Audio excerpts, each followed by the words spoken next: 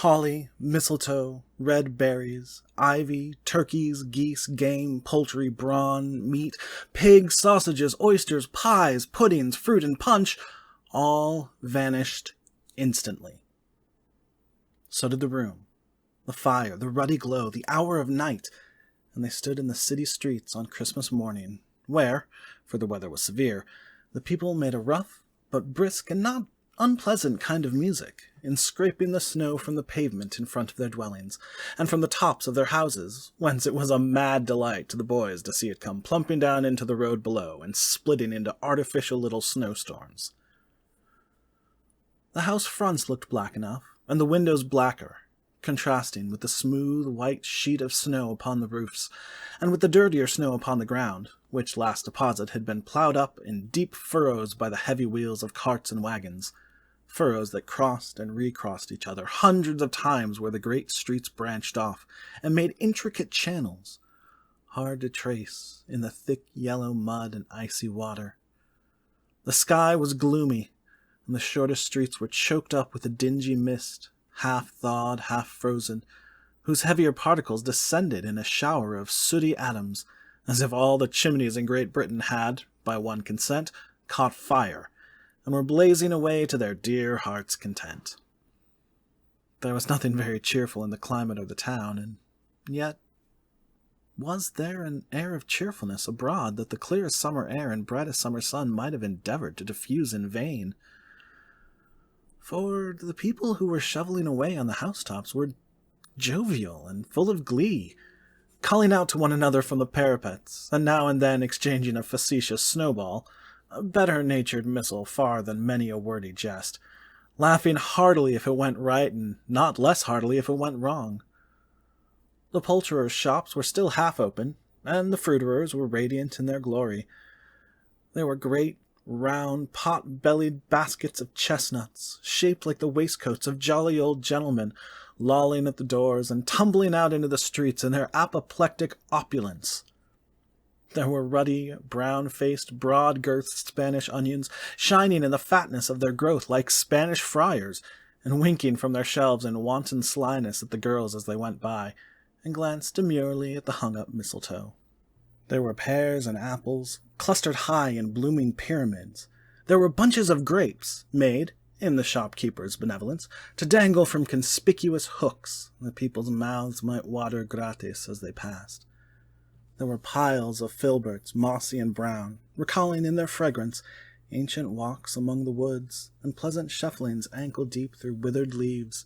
There were Norfolk biffins, squat and swarthy, setting off the yellows of the oranges and lemons, and, in the great compactness of their juicy persons, urgently entreating and beseeching to be carried home in paper bags and eaten after dinner. The very gold and silver fish set forth among these choice fruits in a bowl, though members of a dull and stagnant-blooded race, appeared to know that there was something going on, and to a fish went gasping round and round their little world in slow and passionless excitement. The grocers, the grocers, nearly closed with perhaps 2 shutters down, or 1, but through those gaps such glimpses! It was not alone that the scales descending on the counter made a merry sound, or that the twine and roller parted company so briskly, or that the canisters were rattled up and down like juggling tricks, or even that the blended scents of tea and coffee were so grateful to the nose, or even that the raisins were so plentiful and rare, the almonds so extremely white, the sticks of cinnamon so long and straight, the other spices so delicious, the candied fruit so caked and spotted with molten sugar as to make the coldest lookers-on feel faint and subsequently bilious. Nor was it that the figs were moist and pulpy, or that the French plums blushed in modest tartness from their highly decorated boxes, or that everything was good to eat and in its Christmas dress, but the customers were all so hurried and so eager in the hopeful promise of the day that they tumbled up against each other at the door, crashing their wicker baskets wildly, and left their purchases upon the counter, and came running back to fetch them, and committed hundreds of the like mistakes in the best humor possible, while the grocer and his people were so frank and fresh that the polished hearts with which they fastened their aprons behind might have been their own, worn outside for general inspection, and for Christmas daws to peck at if they chose. But soon the steeples called good people all to church and chapel, and away they came, flocking through the streets in their best clothes and with their gayest faces. And at the same time there emerged from scores of by-streets, lanes, and nameless turnings innumerable people, carrying their dinners to the bakers' shops.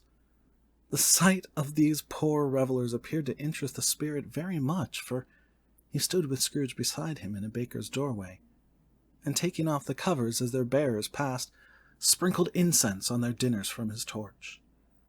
And it was a very uncommon kind of torch, for once or twice, when there were angry words between some dinner-carriers who had jostled each other, he shed a few drops of water on them from it, and the good humour was restored directly. For they said it was a shame to quarrel upon Christmas Day. Ah, and so it was. God love it, so it was. In time the bells ceased, and the bakers were shut up, and yet there was a genial shadowing forth of all these dinners and the progress of their cooking, in the thawed blotch of wet above each baker's oven, where the pavement smoked as if its stones were cooking too. "Is there a peculiar flavour in what you sprinkle from your torch?" asked Scrooge. "There is, my own." "Would it apply to any kind of dinner on this day?" asked Scrooge. "To any kindly given. To a poor one most."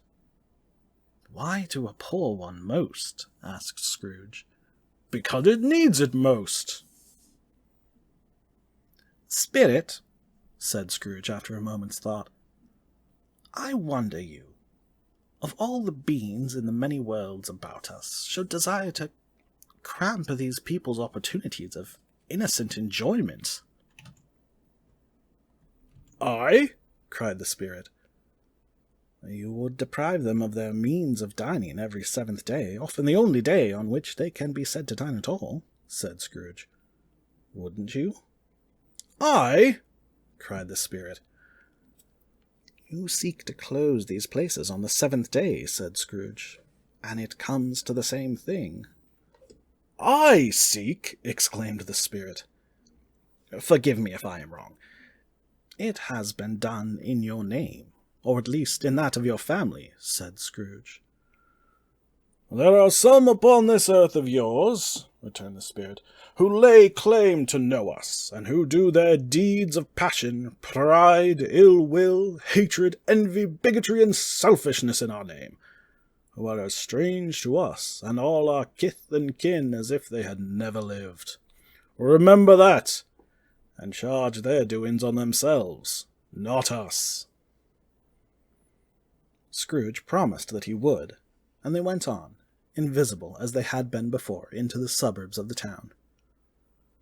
It was a remarkable quality of the ghost, which Scrooge had observed at the baker's, that, notwithstanding his gigantic size, he could accommodate himself to any place with ease, and that he stood beneath a low roof quite as gracefully and like a supernatural creature as it was possible he could have done in any lofty hall.